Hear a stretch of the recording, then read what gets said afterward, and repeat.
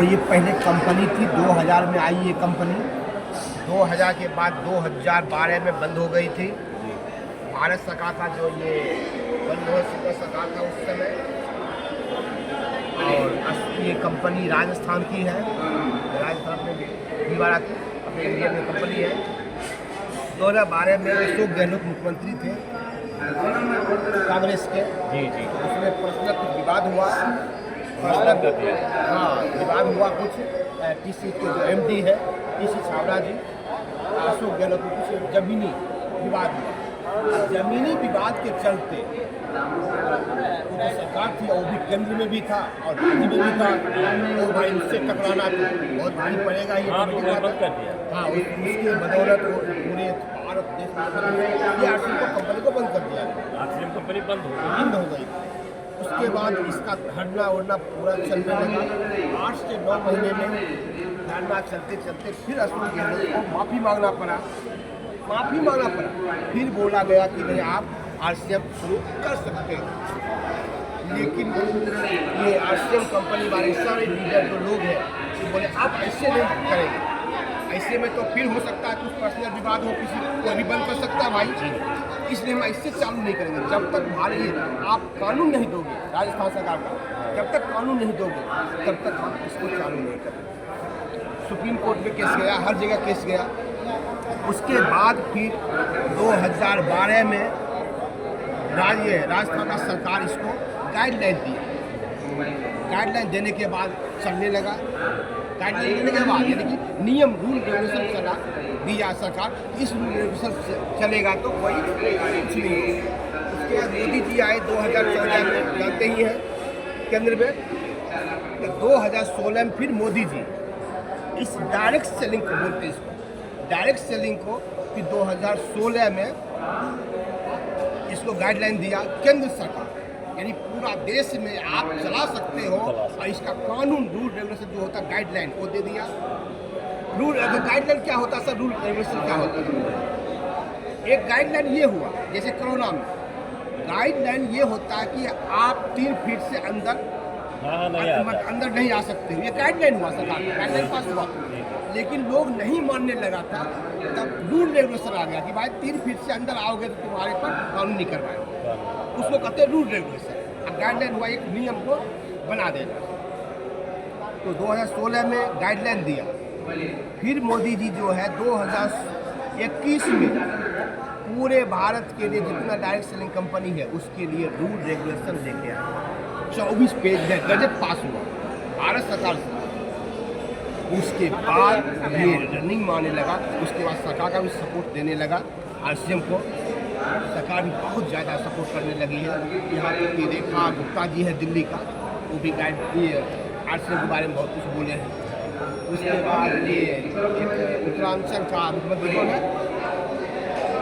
होंगे थोड़ा बहुत जानकारी है, थोड़ा बहुत। आरसीएम एक ऐसा संस्था है कि एक आम इंसान को, जिसके पास हम लोग के पास जैसे पूंजी नहीं है, तो बिना पूंजी का इसमें अपने हर सपने को पूरा किया जा सकता है। सिर्फ समाज सेवा करके, स्वास्थ्य लोगों को सुधार के, संस्कार अपना बदल के, संस्कार जिनकी जो मानवता को खोती हुई जा रही है इंसान का, इस संस्कार को फिर वापस लाना, इन मानवता को फिर धीरे धीरे लाना। इसका एक गुरुकुल चलता है सुबह में 6:30 बजे, गुरुकुल जूम मीटिंग पर, मोबाइल पर गुरुकुल, उसका नाम ही है जूम मीटिंग पर गुरुकुल।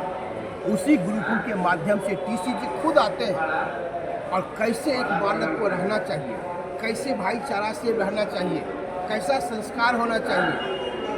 ये मानव तन मिला है क्यों? ये अपने लिए पेट भरने के लिए नहीं मिला है मानव तन। अपना पेट भरना था तो जानवर भी कर लेता है उतना, तो बच्चा पैदा कर लेता है, बच्चे को पाल भी लेता है, अपना जिंदगी काट लेता है। अगर उतना ही होता तो हम पशु इतना कम कर ले। लेकिन ये मानव तन जो ऊपर वाले दिया है, कुछ परोपकार सुनने में आया होगा कि शास्त्र में या कुरान में हर जगह लिखा हुआ है कि दूसरे का भलाई करना, दूसरे का सहयोग देना सबसे बड़ा धर्म।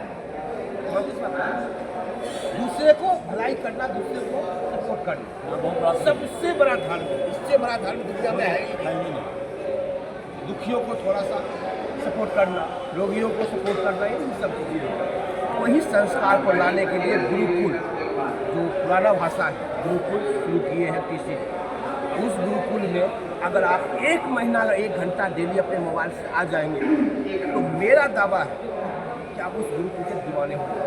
और 1 महीना के बाद लगातार मिलाइए रखें, 1 महीने के बाद अपना जो मानवता जो खोती हुई जा रही है वो मानवता फिर से इसकी मिलता है। इतना मतलब संस्कार सिखाया जाता है, मानवता का कितना क्या बहुत है, क्या सब कुछ सिखाया जाता है। इसमें 1000 आदमी जुड़ता है, जो मीटिंग पर 1000 आदमी का ही सीट है। और जो भी आदमी पूरे हिंदुस्तान लेवल पर होता है तो जो लाखों आदमी जुड़ता है यूट्यूब से लाइव कर दिया जाता है। अगर जूम में नहीं सीट मिला तो यूट्यूब से लाइव कर दिया जाता है। तो ये आश्रम का यही 3 उद्देश्य पर चल रही है। और इसमें करना क्या होता है, वो काम करना होता है। पहला काम है कि अपने ज़रूरत का सामान जो खरीदते हैं बाजार से, नमक, हल्दी, मसाला, जो भी खरीदते हैं वहाँ से नहीं खरीद के आश्रम की दुकान से खरीदना है। अब कहेंगे कि भाई आश्रम की दुकान से क्यों खरीदें, खरीदने से कुछ फायदा मिलेगा तभी तो, फायदा नहीं मिलेगा तो क्यों करें? क्या सही बात है? वैसे बगल में दुकान है ही, तब क्यों उस दुकान से लेकर इस दुकान पर आए? इसमें जो है हर सामान मिलता है, नमक से लेकर दवाई तक मिलता है, ये तो जानते ही हो। इसका हर जगह इसकी दुकान है, हर 5 किलोमीटर 10 किलोमीटर की दुकान है पूरे हिंदुस्तान में, ऑफलाइन ऑनलाइन दोनों।